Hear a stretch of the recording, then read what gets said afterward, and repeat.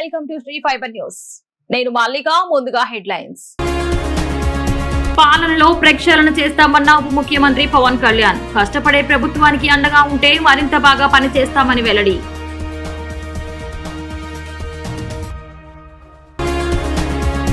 LPG సరఫరాపై సమీక్షించిన మంత్రులు అచ్చెన్నాయుడు, పయ్యావుల కేశవ్. వంట గ్యాస్ బ్లాక్ చేస్తే కఠిన చర్యలు తప్పవని హెచ్చరిక.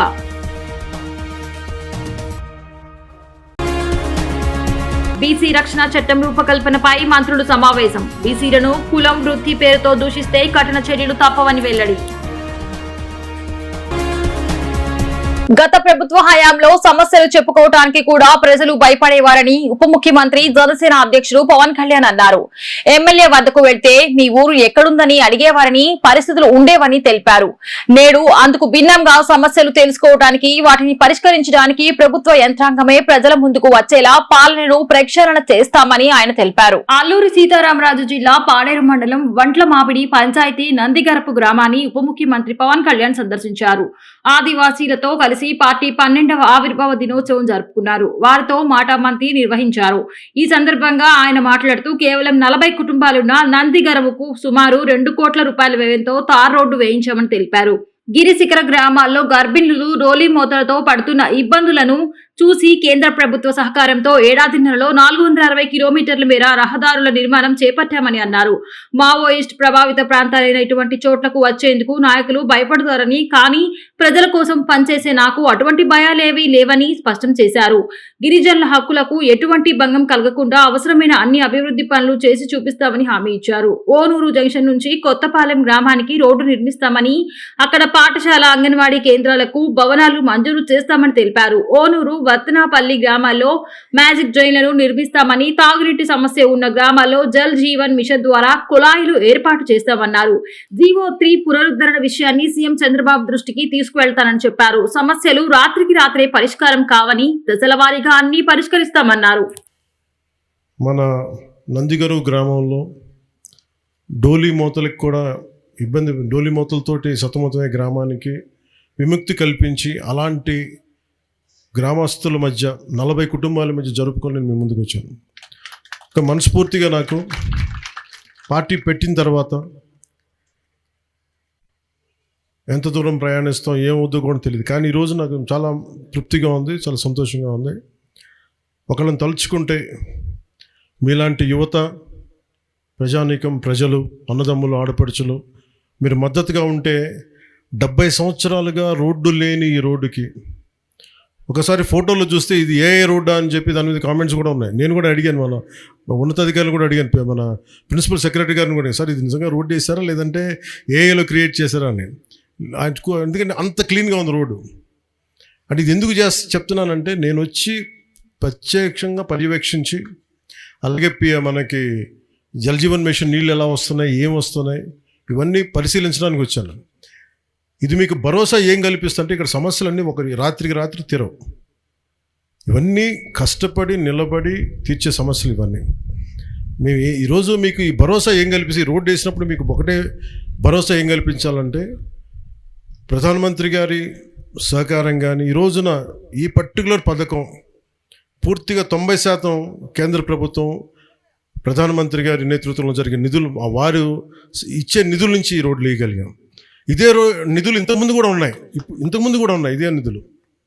ఎందుకు వేయలేకపోయారంటే ఆ డబ్బులు వాళ్ళు ఏం చేసుకున్నారో మనకు తెలియదు. మీకే వాళ్ళ నాయకులు ఎప్పుడు రోడ్ల మీదకి వస్తే అడగండి. మనం అదే నిధుల్ని మళ్లించకుండా ఇది మన పర్టికులర్లీ పీవీటీజీ గ్రూప్స్కి ఇవ్వాలి, వారి అభివృద్ధికి తోడ్పడాలన్న ఒక్క సదుద్దేశంతో ఈరోజు వచ్చి వాళ్ళు 5 సంవత్సరాలు ఉన్నారు, ఒక్క రోడ్డు వేయలేకపోయారు. ఈరోజు మనం వచ్చి మనం దాదాపు 200 ఒక మన పార్వతీపురం ఏం చేసాం sir? How many kilometres we laid? Last 2 years నుంచి ఈ రోజు దాకా కరెక్ట్ ఇంకా 2 సంవత్సరాలు తక్కువ 460 కిలోమీటర్ల పైచులకు ఇలాంటి రీచ్ అవుట్ అవుట్ రోడ్లకి వేసాం.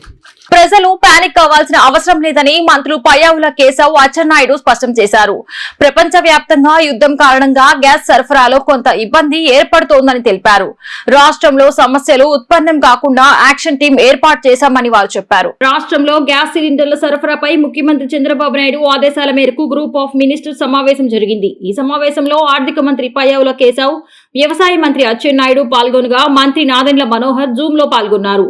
ఆయిల్ కంపెనీల ప్రతినిధులు, సివిల్ సప్లై అధికారులు ఈ భేటీకి హాజరయ్యారు. సమావేశం అనంతరం మంత్రులు పయ్యావుల కేశవ్, అచ్చెన్నాయుడు మీడియాతో మాట్లాడుతూ కేంద్ర ప్రభుత్వం ఇండియాలో గ్యాస్ ప్రొడక్షన్ ను పెంచిందన్నారు. హాస్పిటల్స్, హాస్టల్స్ కు ప్రాధాన్యం ఇస్తున్నామని వివరించారు. డొమెస్టిక్ సిలిండర్లు ఎక్కడా ఎఫెక్ట్ కాకుండా చూస్తున్నామని మంత్రులు వెల్లడించారు. ప్రజలు గ్యాస్ రాదేమోనని ఆందోళనతో 70 నుండి 80% ముందస్తు బుకింగ్లు చేస్తున్నారని మంత్రులు వివరించారు. అందువల్ల అర్బన్ ప్రాంతాల్లో 25 రోజులు, గ్రామాల్లో 45 రోజుల వరకు బుకింగ్ సమయం పడుతోందని తెలిపారు.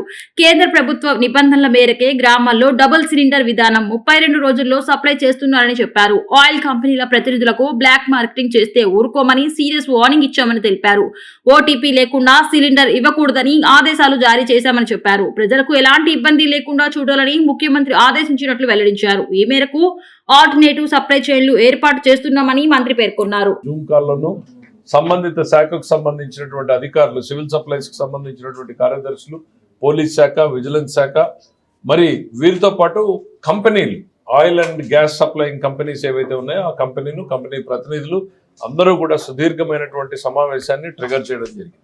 We want to assure the public, ప్రజలందరికీ ఒక భరోసాని, నమ్మకాన్ని ఈ ప్రభుత్వం అన్ని చర్యలు చేపడుతోంది. పానిక్ రియాక్షన్ అవసరం లేదు అనేటువంటిది చేయడం కోసం మనం ఈరోజు ఏమేం చర్యలు తీసుకుంటున్నాం, ఎన్ని రకాలుగా సప్లై చైన్ మెకానిజంని మనం రెస్టోర్ చేయాలనే దానికోసమే ఆప్షన్స్ అన్నింటినీ పరిశీలించడం జరిగింది. ఒకటి, భారత ప్రభుత్వం నరేంద్ర మోడీ గారి నేతృత్వంలో ఇవాళ దేశం మొత్తానికి సంబంధించి సప్లై మెకానిజం ఎట్లా ఇంప్రూవ్ చేయాలనేటువంటిది కేంద్ర ప్రభుత్వం ఎప్పటికప్పుడు గైడ్ లైన్స్, మార్గదర్శకాల ద్వారా మా అందరికి కమ్యూనికేట్ చేయడం జరుగుతుంది. రాష్ట్ర స్థాయిలో ఉన్నటువంటి సమస్యని కూడా ఎక్కడా ఉత్పన్నం కాకుండా వాటిని ఇమీడియట్ గా గవర్నమెంట్ రెస్పాండ్ అయ్యేటట్టు ఒక యాక్షన్ టీమ్స్ అన్నింటినీ కూడా ఫామ్ చేసుకోవడం జరిగింది. ఎస్, ఇది గల్ఫ్ లో, ఎందుకనంటే మనందరికీ తెలుసు, కమ్యూనికేషన్ లో రోజు టీవీలు చూస్తా ఉన్నాం, మాక్సిమం సప్లైస్ అన్ని కూడా ఆ యుద్ధ ప్రాంతంలో నుంచి రావడం మూలాన, ఆ యుద్ధ ప్రాంతంలో ఇవాళ నౌకల రవాణాని డిస్టర్బ్ కావడం మూలాన ఇవన్నీ జరుగుతున్నాయి. కేంద్ర ప్రభుత్వం బెస్ట్ ఎఫర్ట్స్ ని పెట్టింది. వాళ్ళు ఆల్టర్నేటివ్ సప్లై రూట్స్ ని ఎత్తుకుతా ఉన్నారు, ఉన్నటువంటి సప్లై మెకానిజం ని స్ట్రెంగ్తెన్ చేస్తున్నారు.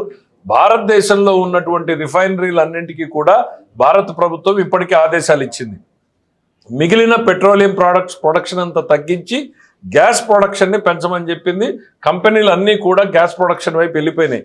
పెట్రోకెమికల్స్ అన్నింటినీ కూడా సప్లైస్ ఆపేసి గ్యాస్ ప్రొడక్షన్ ని పెంచడం జరుగుతుంది. దీని నుంచి ఎంత మేరకు వస్తుంది అనేటువంటి దానికన్నా కానీ ప్రతి ఎఫర్ట్ ని కూడా పెడుతున్నారు. ఒక 10%, 20% ఆ రకంగా వస్తా ఉంది. ఆల్టర్నేటివ్ గా ఇంకా సప్లై మెకానిజం పెడుతుంది. మరి 138 వెనుకబడిన తరగతుల కులాల ధన, మాన, ప్రాణాలకు రక్షణ కల్పించేలా బీసీ రక్షణ చట్టం రూపొందిస్తున్నామని, త్వరలోనే ఈ చట్టాన్ని అమల్లోకి తీసుకురానున్నామని రాష్ట్ర బీసీ ఈడబ్ల్యూఎస్ సంక్షేమ, చేనేత జౌళి శాఖ మంత్రి ఎస్ సవిత వెల్లడించారు.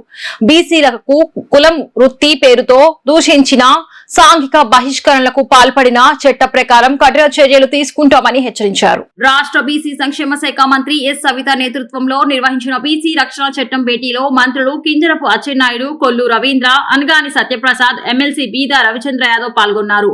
మంత్రులు వాసంశెట్టి సుభాష్, కొండపల్లి శ్రీనివాస్, సత్యకుమార్ యాదవ్ వీడియో కాన్ఫరెన్స్ ద్వారా పాల్గొన్నారు. అనంతరం నిర్వహించిన విలేకరుల సమావేశంలో మంత్రి సవిత మాట్లాడారు. బీసీలకు ఎన్నికల్లో ఇచ్చిన అన్ని హామీలను నెరవేరుస్తున్నామని, ఈ నేపథ్యంలో త్వరలోనే బీసీ రక్షణ చట్టాన్ని అమల్లోకి తీసుకువస్తున్నామని తెలిపారు. చట్టం రూపకల్పనకు తుది రూపు ఇవ్వడానికే బీసీ మంత్రులతో కీలక భేటీ నిర్వహించామన్నారు. ఇదివరకే 2 పర్యాయాలు బీసీ మంత్రులు సమావేశమయ్యారన్నారు. ఇప్పటికే బీసీ చట్టం ముసాయిదా కూడా సిద్ధం చేశామన్నారు. 15 రకాల వేధింపులకు శిక్షలు రూపొందిస్తున్నామన్నారు. బీసీ మంత్రులు భేటీ వివరాలు సీఎం చంద్రబాబు దృష్టికి తీసుకువెళ్లాలని సమావేశంలో నిర్ణయించామన్నారు. దేశంలోని తొలిసారిగా ఏపీలో బీసీ రక్షణ చట్టం అమలు కాబోతుందని చెప్పారు. బీసీ రక్షణ చట్టం డ్రాఫ్ట్ పై బీసీ ఎమ్మెల్యేలు, ఎమ్మెల్సీలు అభిప్రాయాలతో రాష్ట్ర వ్యాప్తంగా ఉన్న 5 జోన్లో ఉన్న బీసీ సంఘాలు ప్రతినిధులు అభిప్రాయాలు కూడా తెలుసుకొని సమావేశంలో నిర్ణయించామన్నారు. మరి ఏదైతే మన శ్రీ ముఖ్యమంత్రి చంద్రబాబు నాయుడు గారు ఎన్నికల సమయంలో బీసీల పక్షపాతి, బీసీల అభివృద్ధి ధ్యేయంగా పనిచేసే వ్యక్తి మాన్యశ్రీ ముఖ్యమంత్రి చంద్రబాబు నాయుడు గారు. గతంలో ఎన్నికల్లో బీసీల రక్షణ చట్టం అమలు పరుస్తామన్న విషయాన్ని మేము ఎన్నికల్లో మాట చెప్పాం. దాని విధి విధానాలు ఏంటి అని గతంలో కూడా గ్రూప్ ఆఫ్ మినిస్టర్స్ కూర్చొని చర్చించాం. మరి ఈరోజు కూడా మళ్ళీ మరొకసారి ముఖ్యమంత్రి ఆదేశాల మేరకు ఈరోజు group of ministers, BC group of ministers, అదేవిధంగా మా సెక్రటరీ గారు, డైరెక్టర్ గారు, ఎమ్మెల్సీ మరి బీదా రవిచంద్ర గారు, మరి పల్లా శ్రీనివాస్ యాదవ్ గారు, వర్చువల్గా కూడా కొంతమంది మరి మంత్రులు కూడా అటెండ్ అయ్యారు. వారు అందరితోనూ ఏదైతే మరి లీగల్గా మరి ఒక పక్క ఏజీ గారు మరి న్యాయ వ్యవస్థలు ఇచ్చిన సూచనలు మేరకు ఒక చర్చ జరిగింది. ఆ చర్చ మేరకు మనం బీసీల ప్రొటెక్షన్ యాక్ట్ ఏ విధంగా అమలు పరచాలి అన్న విషయాన్ని కూడా చర్చించాం. వారి సూచనల మేరకు అదేవిధంగా ఈరోజు జరిగిన డిస్కషన్ అంతా ముఖ్యమంత్రి గారి దృష్టికి తీసుకెళ్ళి ముఖ్యమంత్రి గారి ఆదేశాల మేరకు మరి అదేవిధంగా మరి ఈ బీసీల రక్షణ చట్టం గురించి ఏదైతే ముసాయిదా ఉందో దాని మీద మరి జోన్ వైజ్గా ఒక 5 జోన్లు వైజ్గా కూర్చొని మరి బీసీ సంఘాలతోనూ అదేవిధంగా బీసీ ప్రజాప్రతినిధులతో కూడా చర్చించి మరొక్కసారి ముఖ్యమంత్రి గారికి తెలియజేస్తామన్న విషయం కూడా తెలియజేస్తూ మరి ఏదైతే మాట చెప్పామో ఆ మాట మీద కట్టుబడి నిలబడే ప్రభుత్వం, కూటమి ప్రభుత్వం బీసీలు అన్ని రంగాల్లోనూ ముందుండాలి. ఒక పక్క ప్రతి ఒక్క 1 ఫ్యామిలీ 1 ఎంటర్‌ప్రెన్యూర్‌గా తయారు చేయడానికి ఏ విధంగా అయితే మనం ఒక పక్క ఆదరణ ద్వారా కావచ్చు, మరి ఎంఎస్ఎంఈ ద్వారా కావచ్చు, మరి ప్రతి ఒక్కరిని ఎంటర్‌ప్రెన్యూర్‌గా తయారు చేయాలనేది ముఖ్యమంత్రి గారి సంకల్పం అనే విషయం కూడా తెలియజేస్తూ మరి ఈ విషయంగా గతంలో కూడా చాలాసార్లు డిస్కస్ చేసాం. మరి డైరెక్టర్ గారు, మా సెక్రటరీ గారు, అదేవిధంగా డిపార్ట్మెంట్ అందరూ కూడా చర్చించుకొని మరొకసారి ముఖ్యమంత్రి గారి దృష్టికి తీసుకెళ్ళి బీసీ ప్రొటెక్షన్ యాక్ట్కి ఏ విధంగా మనం అమలు పరచాలన్న విషయాన్ని కూడా మీకు తెలియజేస్తాం. ప్రధాని మోదీ అభినవ గాడ్సే ఉపాధి హామీ పథకంలో గాంధీ పేరు తొలగించి హత్య చేసిన నిందితుడు అని పీసీసీసీ అధ్యక్షురాలు వైఎస్ షర్మిల మండిపడ్డారు. కాంట్రాక్టర్లకు దోచిపెట్టేందుకే ఉపాధి హామీ పథకంలో మార్పులు చేస్తున్నారని అన్నారు. కేంద్ర ప్రభుత్వం వీబీజీ రామ్జీ పేరు పెట్టడం వెనుక పెద్ద మోసం దాగి ఉందని ఆరోపించారు. నేరుగా కూలీ పనులు చేయకుండా కాంట్రాక్టర్లకు, కార్మికులకు సప్లైలు చేసి కుట్ర జరుగుతోందని ఆమె అసహనం వ్యక్తం చేశారు. అనకాపల్లి జిల్లా అచ్యుతాపురం మండలం తిమ్మరాజుపేటలో రచ్చబండ కార్యక్రమం నిర్వహించారు. అలాగే అనకాపల్లి జిల్లా నక్కపల్లి మండలం వెదుళ్లపాలెం గ్రామాన్ని సందర్శించి అక్కడ ఉపాధి పనులు చేస్తున్న కూలీలతో మాట్లాడారు. ఈ సందర్భంగా ఆమె మాట్లాడుతూ కొత్త చట్టం ప్రకారం రాష్ట్రంపై 5,000 కోట్ల భారం పడుతుందని, మోదీ తీసుకువచ్చిన చట్టం గ్రామ వినాశనానికి దారితీస్తుందన్నారు. ఉపాధి హామీ పథకం కాంగ్రెస్ హయాంలో బాగా నడిచిందని, ఇప్పుడు దానిని మోదీ ప్రభుత్వం భ్రష్టు పట్టించిందని ఆరోపించారు. రాష్ట్రంలో గత ఏడాది 18.5 లక్షల జాబ్ కార్డులు తొలగించారని, ఈ పథకాన్ని చంపేసేందుకు కేంద్రం కుట్ర చేస్తుందని, అందుకే పని దినాలను తగ్గిస్తోందని మండిపడ్డారు. దివంగత సీఎం వైఎస్ఆర్ హయాంలో అమలైన పథకాన్ని మోదీ రద్దు చేస్తే జగన్ రెడ్డి మౌనం వహించడం సిగ్గుచేటు అని ఆరోపించారు. మాఫియాలు చేశాడు కాబట్టే మోదీకి భయపడుతున్నాడని, బీజేపీని ఎదిరించే సత్తా సీఎం చంద్రబాబుతో పాటు ఉప ముఖ్యమంత్రి పవన్ కళ్యాణ్ కు కూడా లేదని, అందరూ బానిసలే అని ఆమె మండిపడ్డారు. షర్మిల తన పర్యటనలో ఉపాధి కూలీలతో కలిసి కొద్దిసేపు పనిచేశారు. మట్టి తవ్వారు. మట్టి తట్టను నెత్తిన పెట్టుకుని మోసారు. ప్రయత్నం చెప్తే తప్పితే ఇంకోటి కానే కాదు. వీళ్ళకి నిజంగానే చిత్తశుద్ధి ఉంటే ఈ పథకం బాగా జరగాలని ఇలా డబ్బులు ఎందుకు కట్ చేస్తారు? 40% భారం ఇప్పుడు రాష్ట్ర ప్రభుత్వం మీద ఎందుకు పెడతారు? బాగా జరిగే పథకానికి 100% కేంద్ర ప్రభుత్వం ఇవ్వాల్సిన డబ్బులు ఇప్పుడు రాష్ట్రం మీద పెడుతున్నారు అంటే వీళ్ళకి నిజానికి ఈ పథకం నడవాలి అన్న చిత్తశుద్ధి లేనే లేదు. అంతేకాదు, పోయిన సంవత్సరం తీసుకుంటే ఈ పథకంలో పనిచేసిన వాళ్లకు 18.5 లక్షల మందికి జాబ్ కార్డులను క్యాన్సిల్ చేసేశారు, అంటే తీసేశారు.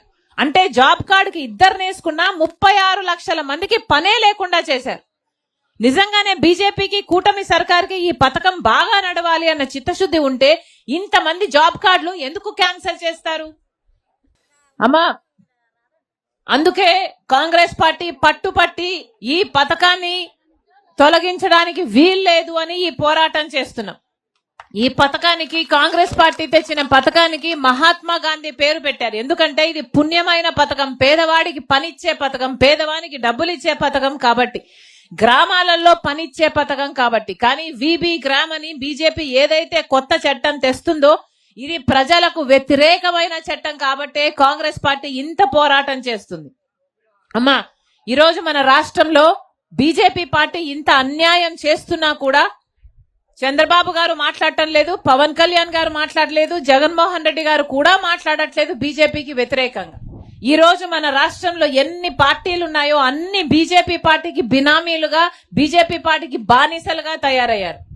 బీజేపీ పార్టీ మనకు ఒక్క మేలు కూడా చేయలేదు. మన రాష్ట్రానికి కనీసం ప్రత్యేక హోదా ఇవ్వాల్సింది 12 సంవత్సరాల క్రితం. బీజేపీ పార్టీ ఇవ్వకపోయినా ఒక్క నాయకుడు కూడా అడగలేదు. చంద్రబాబు గారు అడగలేదు, పవన్ కళ్యాణ్ గారు అడగలేదు, జగన్మోహన్ రెడ్డి గారు అడగలేదు. పోలవరం ప్రాజెక్టును కూనీ చేస్తుంది బీజేపీ.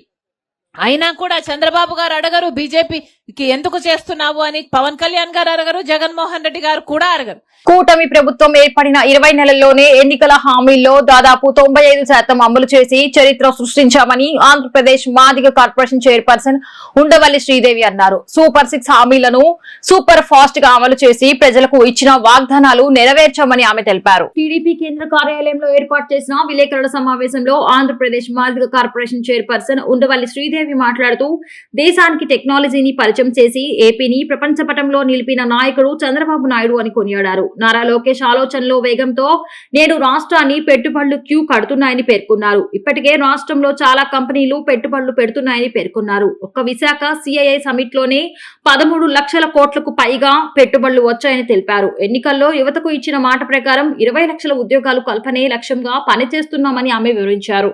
మీడియా మిత్రులందరికీ నమస్కారం. ఈరోజు ఎన్డీఏ కూటమి పాలన 20 నెలలు సందర్భం కంప్లీట్ అయిన సందర్భంగా ఈరోజు మనం సూపర్ 6 సూపర్ ఫాస్ట్గా సూపర్ హిట్ ఎలా చేశామో ఈరోజు వివరించడానికి రావడం జరిగింది. ఎందుకంటే ఆర్థిక సంక్షోభంలో ఉన్న ఆంధ్రప్రదేశ్ని సంక్షేమం, అభివృద్ధి, సామాజిక న్యాయం, సుపరిపాలనతో పతనం నుంచి ప్రగతి వైపు, విధ్వంసం నుంచి వికాసం వైపు, చీకటి నుంచి వెలుగు వైపు ఏ విధంగా నడిపించామో ఈరోజు మీరు గమనించాలి. ఎందుకంటే సూపర్ 6 పథకాలను కూడా సూపర్ హిట్ అయ్యి ఈరోజు చంద్రన్న విజయాలు సూపర్ ఫిట్ అని చెప్పే మాదిరిగా ప్రజలు చెప్తున్నారు. ఎందుకంటే మనం ఇచ్చిన మేనిఫెస్టోలో ఏది అస్పష్టంగా మాట్లాడలేదు, స్పష్టంగా మాట్లాడి చెప్పిన ప్రతి హామీ కూడా నెరవేరుస్తూ ఈ విధంగా 90% హామీలు నెరవేర్చిన ప్రభుత్వం ఏదైనా ఉందంటే అది ఎన్డీఏ కూటమి ప్రభుత్వం. ఈరోజు మీరు సంక్షేమ కార్యక్రమాలంటే అవి పథకాలే కాదు, అవి మన ప్రజల మీద వాళ్ళకున్న మన మీద ఉన్న నమ్మకం. అంతేకాకుండా నిజాయితీ, భరోసా, మనం చేసిన ప్రతి పని మీద ప్రజలకి నమ్మకం కలిగి ఈరోజు ఎన్డీఏ కూటమిని ప్రజలందరూ కూడా సూపర్ హిట్ చేశారు. గత ప్రభుత్వంలో మనం చూస్తే అంటే 5 సంవత్సరాలు ఏమైంది అని ఒకసారి మీరు గమనిస్తే గత పాలనలో ఆంధ్రప్రదేశ్ని చీకట్లో నెట్టిన ప్రభుత్వం ఏదైనా ఉందంటే వైఎస్ఆర్ కాంగ్రెస్ పార్టీ. ఎందుకంటే గత 5 ఏళ్లలో ఈ నగరానికి ఏమైందయ్యా అన్నట్లు ఈ అమరావతికి ఏమైంది, ఆంధ్రప్రదేశ్కి ఏమైందంటే అమరావతి అనాథైపోయింది, పోలవరం పాడిపోయింది, తర్వాత పెట్టుబడులు కూడా వెళ్ళిపోయినాయి, మరి యువత ఉద్యోగాల కొరకు పక్క రాష్ట్రానికి వెళ్ళినాయి. ఇక మాజీ ముఖ్యమంత్రి శ్రీ వైఎస్ జగన్మోహన్ రెడ్డి గారి పాలన ఆంధ్రప్రదేశ్ చరిత్రలోనే ఒక చీకటి పాలనగా మనం చెప్పొచ్చు. ఎందుకంటే రాజధాని అమరావతిని తిట్టారు, రైతుల్ని రోడ్ల మీద వేసేశారు, పెట్టుబడిదారుల్ని పారిపోయారు, యువత అయితే పక్క రాష్ట్రాలకు పోయింది.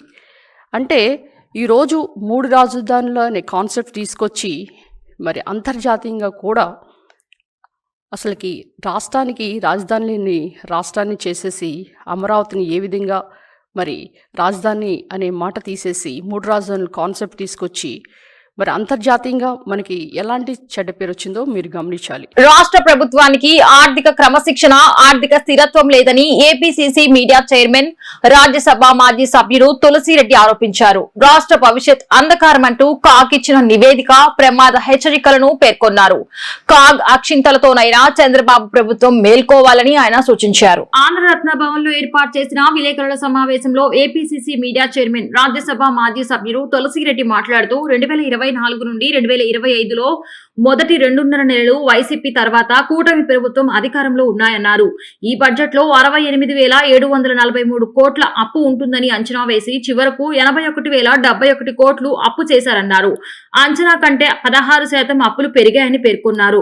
చేబదుళ్ల రూపంలో 1.72 లక్షల కోట్ల రూపాయలు తీసుకొని 303 కోట్లు వడ్డీ చెల్లించిందన్నారు. మోదీ ప్రభుత్వం భారతదేశ సార్వభౌమత్యాన్ని అమెరికా అధ్యక్షుడు ట్రంప్ కి తాకట్టు పెట్టడం దురదృష్టకరమన్నారు. ఎవరి వద్ద పెట్రోల్, డీజిల్, గ్యాస్ కొనాలో భారతదేశాన్ని అమెరికా అధ్యక్షుడు నిర్దేశించడం శోచనీయమన్నారు. మున్సిపల్ కార్పొరేషన్లు, మున్సిపాలిటీలకు సకాలంలో ఎన్నికలు నిర్వహించకుండా ప్రత్యేక అధికారులకు నియమించడం రాజ్యాంగ విరుద్ధమని దుయ్యబట్టారు. స్థానిక ప్రభుత్వాలకు కూడా కాల పరిమితి అయ్యేలోపు ఎన్నికలు నిర్వహించాలని సూచించారు. లేదంటే కేంద్రం నుంచి వచ్చే గ్రాంట్లు నిలిచిపోతాయని ఆయన పేర్కొన్నారు. ఇటీవల 2024-25 ఆర్థిక సంవత్సరానికి సంబంధించి కాగ్ రిపోర్టు అసెంబ్లీలో ప్రవేశపెట్టడం జరిగింది. అందులో కాగ్ రాష్ట్ర ఆర్థిక పరిస్థితిపై తీవ్రమైనటువంటి కామెంట్స్ చేయడం జరిగింది. ఏమిటా కామెంట్లు? రాష్ట్ర ప్రభుత్వానికి ఆర్థిక క్రమశిక్షణే లేదు, రాష్ట్రానికి ఆర్థిక స్థిరత్వం లేదు, ఆంధ్రప్రదేశ్ భవిష్యత్తు అంధకార బంధురం, ఆంధ్రప్రదేశ్ భవిష్యత్తు చాలా గడ్డుకాలంగా ఉంటుంది అని కాగ్ తీవ్రమైనటువంటి వ్యాఖ్యలు చేయడం జరిగింది. దానికి ఎస్టాబ్లిష్ చేసుకునే ఉదాహరణలు ఇచ్చింది. అందులో ప్రధానమైనది అప్పులకు సంబంధించి 2024-25లో బడ్జెట్ ఎస్టిమేట్లో 68,743 కోట్ల రూపాయలు అప్పు చేస్తామని బడ్జెట్లో చూపించడం జరిగింది. ఎంత? 68,743 కోట్ల రూపాయలు. కానీ చివరికి సంవత్సరం చివరి నాటికి యాక్చువల్స్ వాస్తవంగా ఎంత అప్పు చేసింది గవర్నమెంటు? 81,071 కోట్లు. అంటే 16%, అనుకున్న దానికంటే 16% అప్పు ఎక్కువ చేసింది. అదే సమయంలో మూలధన పెట్టుబడి ఏం క్యాపిటల్ ఎక్స్పెండిచర్ 50% తగ్గింది. అప్పేమో 16% పెరిగింది, మూలధన వ్యయమేమో 50% తగ్గింది. బడ్జెట్ ఎస్టిమేట్ ఏమో మూలధన వ్యయము 32,713 కోట్ల రూపాయలు ఖర్చు పెడతామని చెప్పారు. ఆఖరికి ఎంత ఖర్చు పెట్టారు? కేవలం 16,141 కోట్ల రూపాయలు. అంటే 50% తగ్గింది. అంతకుముందు సంవత్సరం కంటే 2023-24 కంటే కూడా 12% తగ్గింది. ఇక మూడవది కేంద్రం నుండి గ్రాంట్. 2024-25 బడ్జెట్ ఎస్టిమేట్లో ఏం చెప్పారు? కేంద్రం నుంచి 30,333 కోట్ల రూపాయలు గ్రాంట్ వస్తుందని చెప్పారు. కానీ ఆఖరికి వచ్చింది ఎంత? 20,188 కోట్లు. అంటే 10,145 కోట్ల రూపాయలు కేంద్రం నుండి రావాల్సిన గ్రాంట్ తగ్గిపోయింది. మరి పదే డబుల్ ఇంజన్ చెప్పేసి సుత్తగొడుతూ ఉంటారు. మరి డబుల్ ఇంజన్ ఉన్నప్పుడు అనుకున్న గ్రాంట్ కంటే 10,000 కోట్ల రూపాయలు ఎందుకు తగ్గింది? మరి దీన్ని డబుల్ ఇంజన్ అనాలా, లేదంటే ట్రబుల్ ఇంజన్ అనాలా, డబ్బా ఇంజన్ అనాలా? జగన్ మెప్పు కోసం మత్స్యకారుల సంక్షేమాన్ని అడ్డుకునేందుకు మాజీ మంత్రి సీదిరి అప్పలరాజు జూబలదిన్న ఫిషింగ్ హార్బర్ పై దుష్ప్రచారం చేస్తున్నారని fishermen cooperative societies federation chairman Yatagiri Ramprasad అన్నారు. టీడీపీ కేంద్ర కార్యాలయంలో ఆయన విలేకరులతో మాట్లాడుతూ పీపీపీ విధానంలో జువ్వలదిన్న ఫిషింగ్ హార్బర్ వేగంగా అభివృద్ధి చెంది మత్స్యకారులకు భరోసా ఇస్తుందనడంలో సందేహం లేదన్నారు. మీడియా మిత్రులకందరికీ నమస్కారాలు. కూటమి ప్రభుత్వం మత్స్యకారుల ప్రభుత్వం అని ఈరోజు రాష్ట్ర ప్రజలకందరికీ తెలియజేస్తా ఉన్నా. నిన్నటి రోజున మాజీ మంత్రి మత్స్యశాఖ మంత్రివర్యులు ఆయన మాట్లాడుతూ చంద్రబాబు నాయుడు గారు, నారా లోకేష్ గారు మత్స్యకారులు చేసింది ఏందని చెప్పి అడగడం హాస్యాస్పదంగా ఉంది. నేను ఆ మంత్రి గారికి ఒకటే విషయం చెప్తా ఉన్నా.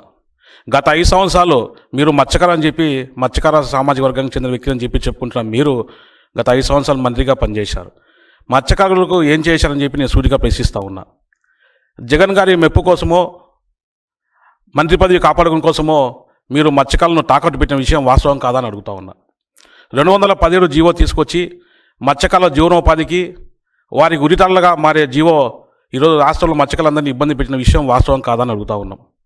ఆనాడు ప్రతిపక్షంలో ఉన్న మత్స్యకారు ముద్దుబిడ్డ అయిన కొల్లు గారు ఒక రాష్ట్ర వ్యాప్తంగా ఒక కమిటీ చేసి ఆ జీవో వల్ల మత్స్యకార హక్కులు కోల్పోతాం, మా సంక్షేమం కోల్పోతామని చెప్పి మేము రాష్ట్ర వ్యాప్తంగా ఉద్యమాలు చేస్తే మీరు ఆ జీవోను ప్రజల్లో తిరుగుబాటు వస్తోందని చెప్పి నీరు కార్చి ఆ తర్వాత అప్పటి మాజీ ముఖ్యమంత్రి గారు ప్రస్తుత ముఖ్యమంత్రి చంద్రబాబు నాయుడు గారు మత్స్యకారులకు మన ప్రభుత్వం రాగానే 210 జీవో రద్దు చేస్తా అని చెప్పి హామీ ఇవ్వడం, మన కూటమి ప్రభుత్వం రాగానే 210 జీవోను రద్దు చేసిన విషయం వాస్తవం కాదని అడుగుతా ఉన్నాం. ఈరోజు వేట సమయంలో మత్స్యకారులు జీవనోపాధికి వెళ్ళినప్పుడు ఆ వేటగాడు ఏదైనా ప్రమాదశాతం నిలవపడి చనిపోతే ఇచ్చే నష్టపరిహారం కూడా మీరు ఎన్నో రకాలుగా కొరలు వేశారు. మీకు అమ్మఒడి వస్తుందనో, కరెంటు బిల్లు పెరిగిందనో, ఇతర కారణాలు చూపిస్తూ ఆ కుటుంబాలను ఇబ్బంది పెట్టిన విషయం వాస్తవం కాదని అడుగుతూ ఉన్నాం.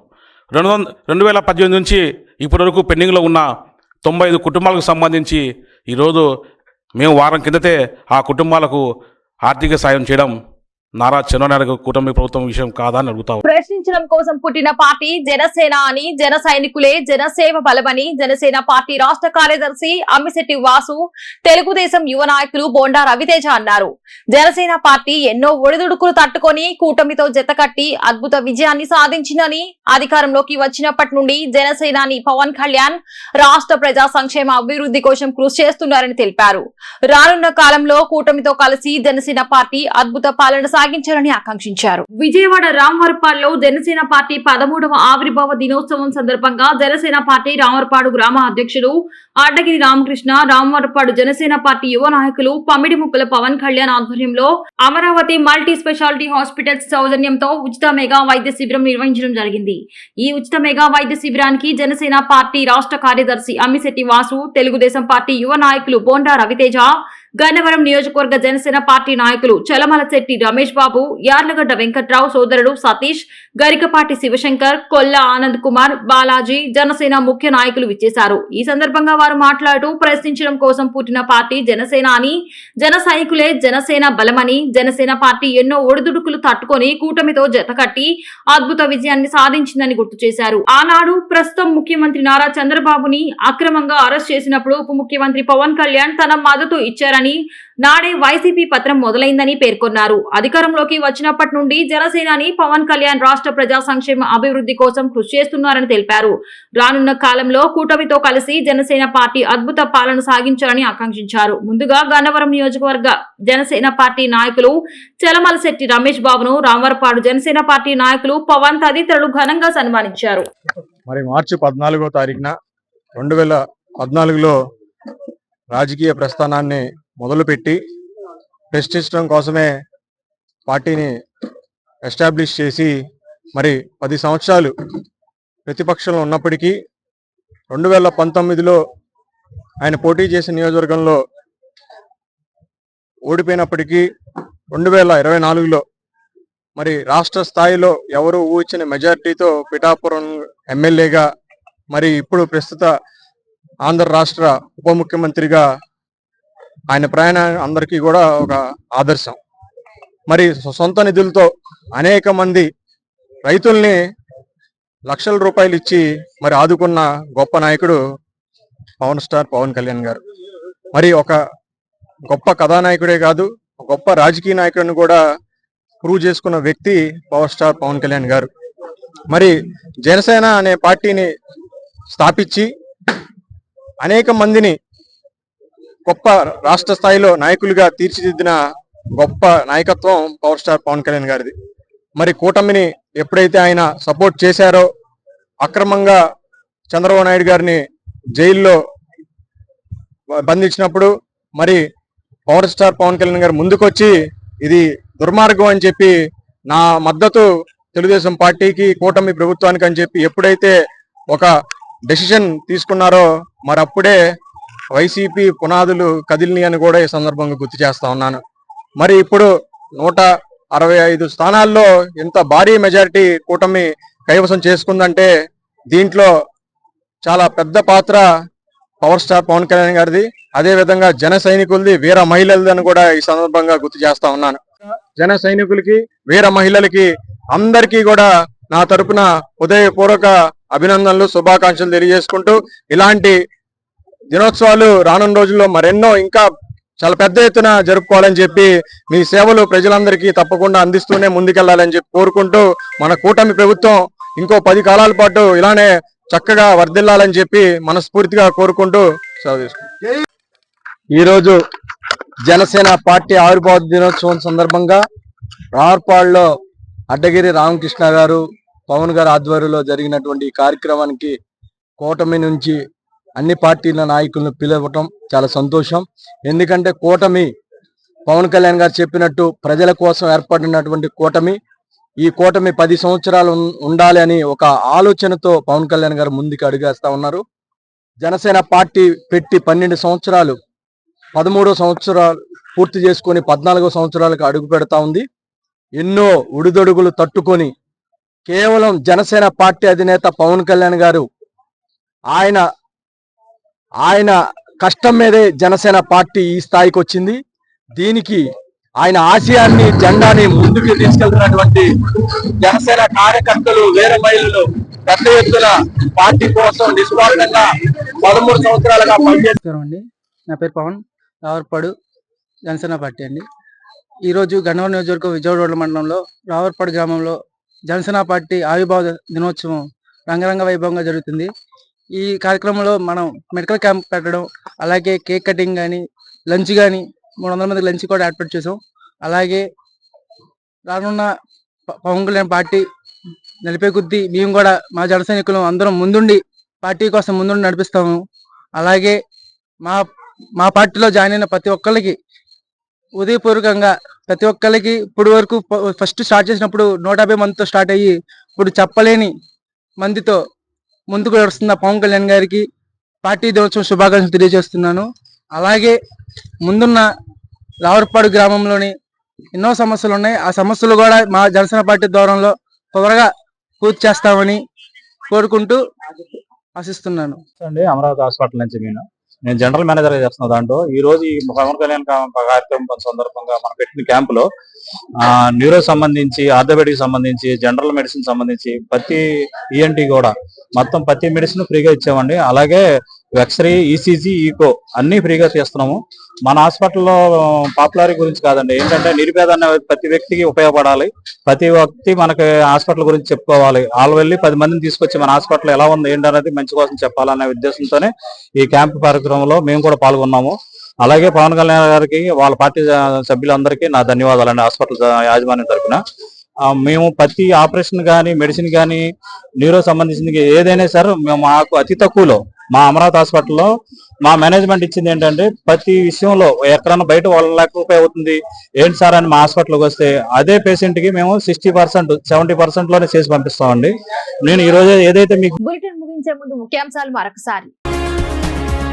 పాలనలో ప్రక్షాళన చేస్తామన్న ఉప ముఖ్యమంత్రి పవన్ కళ్యాణ్. కష్టపడే ప్రభుత్వానికి అండగా ఉంటే మరింత బాగా పనిచేస్తామని వెల్లడి.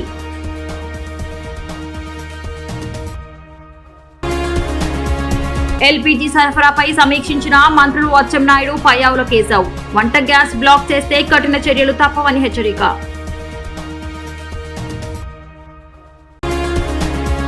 బీసీ రక్షణ చట్టం రూపకల్పనపై మంత్రులు సమావేశం. బీసీలను కులం, వృత్తి పేరుతో దూషిస్తే కఠిన చర్యలు తప్పవని వెల్లడి. శ్రీ ఫైబర్ న్యూస్ కి సమాప్తం. మళ్ళీ నెక్స్ట్ బులెటిన్ లో కలుద్దాం.